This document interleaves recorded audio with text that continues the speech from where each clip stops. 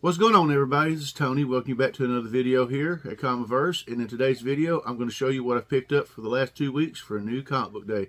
So stick around.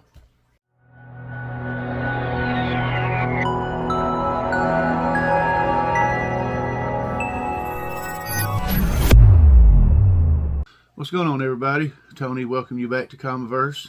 And in this video, like I said, I'm going to show off what I got for new comic book day for the last couple of weeks. Got a big old stack here. So let's get things started. First book I'm going to show off is a book that if you saw my post on Instagram, you already know what it is. This is a book I picked up from my comic shop for pretty cheap. And you got to have it because it's one of the greatest books ever made, man. And I'm talking about Darkhawk #1, baby. You gotta have it. Enough said. Now, moving into the new books. Starting off with DC, we got Wildcats #6. This is done by Rosenberg, Segovia, Deuce, and Santos. This has been a pretty good series so far, and I've been enjoying reading it, and honestly, it's been a minute since I've read the last issue, so I'm trying to remember. I know there's another team that the Halo Corporation is sponsoring, and they're trying to figure it. I guess we're just trying to figure everything out. But it's a good book, and I'm looking forward to reading this issue.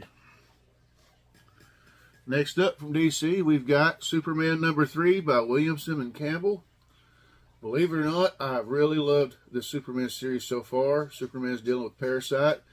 And when I read this series, maybe it's just me, I don't know, but I'm getting vibes of like Christopher Reeve Superman when I read this. And it's been a pretty good read. I'm going to flip over for a second. Something I don't usually do. The art's been really good. But yeah, I'm looking forward to reading that and seeing how Superman continues to deal with the Parasite. Now, this one has been in the file for a couple weeks, but I went ahead and finally got it. And we're talking about the 6th issue of Batman, the Joker, the Deadly Duo. I believe the next issue is the last issue of this set. This has been a really good story where Batman's been teaming up with the Joker. Joker driving Batman crazy. They're trying to figure out what happened to Commissioner Gordon. And this is the penultimate, I believe, issue before the finale in issue 7. Last of the DC books, we have Batman #134. I believe it's called The Batman of Gotham, which is part 4. And I believe, if I'm not mistaken, the story revolves around Batman in another world. And it's written by Chip Zdarsky. And if I'm not mistaken, I think the next issue may be Batman 900. I'm not sure. I may be wrong on that.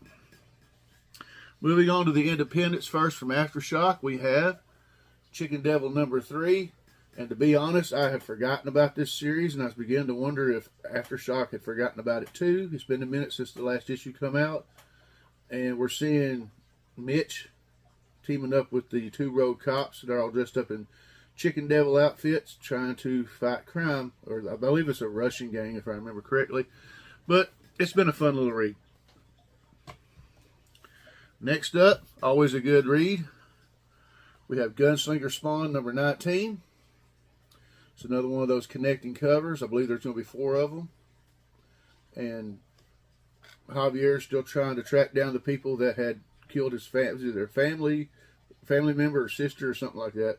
And this is still my top favorite Spawn book every month.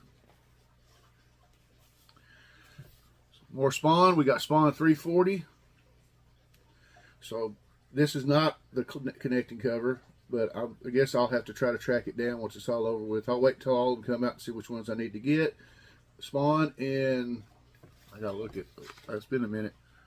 Yeah, Spawn and Haunt are in heaven trying. I believe he's trying to track down Wanda's soul or something. But this has been a pretty good read as well. Okay, over in Boom Studios, we've got House of Slaughter #14. Jace is trying to rescue this kid from the butcher house. before they corrupt him. And I can't remember the lady that is the head of the butcher house that he's going to have to deal with. But it's somebody from Jace's past. And believe it or not, House of Slaughter's been getting a lot better. All right.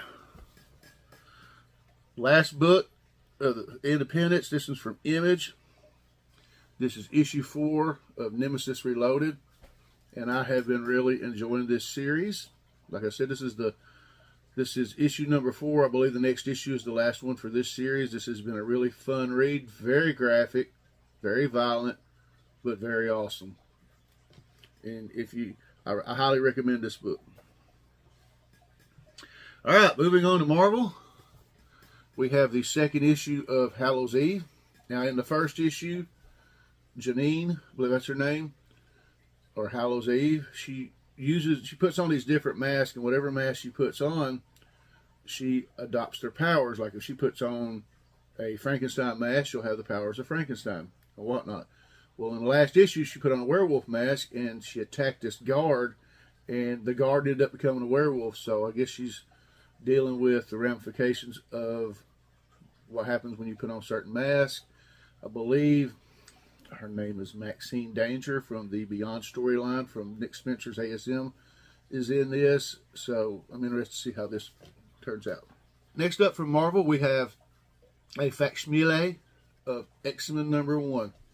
The classic 1963 issue featuring the first appearance of the X-Men and Magneto. I love picking up these facsimile editions, and I'm able to get books that I otherwise would not be able to afford. So in the comments, tell me, good or bad, what do you think of facsimile editions? Because I personally love them. And I may do a video about that one of these days. Now, the rest of the books are the last couple waves of Alex Ross Timeless Variants. I believe next week there's going to be 4 more, and that will be it. And so far, I've gotten every one of them. I believe when it's all said and done, there's going to be 37 covers. I think so. And my wallet will be so happy that it's over. So first off, we got Miles Morales Spider-Man #5. This is the Electro Alex Ross Timeless variant.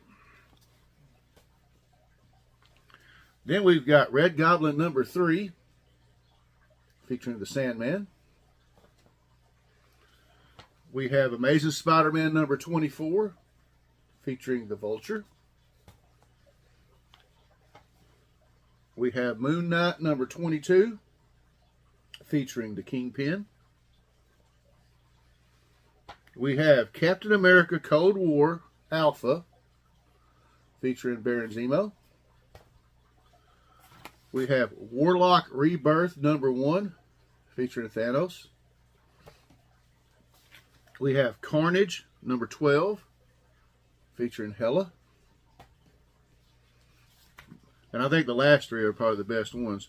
We have Avengers Assemble Omega #1, featuring a really awesome Galactus cover. We have Fantastic Four #6, featuring Annihilus.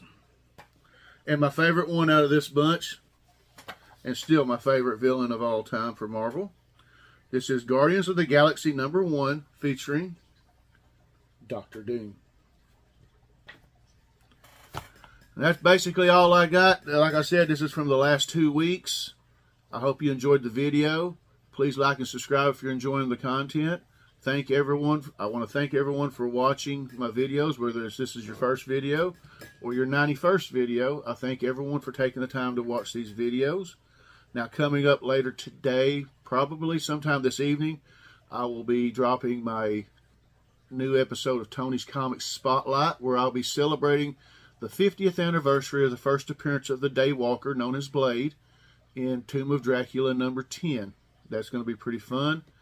I've got a couple more videos planned for next week, and I'm not really sure what I'm going to do for next week's Spotlight yet. I'm kind of trying to decide which of 2 books I'm going to do, but it should be fun nevertheless. And I'm going to leave some links down in the description of some other YouTube content creators that you should sub up. And I also want to take a minute and mention that SVaughn82 and Collecting with Durs are both about to hit their 1K milestones in subscriptions. So if you like their content, hop over to their channel, give them a sub. Let's help them get to those milestones. And as always, take care, be safe, and God bless. See ya.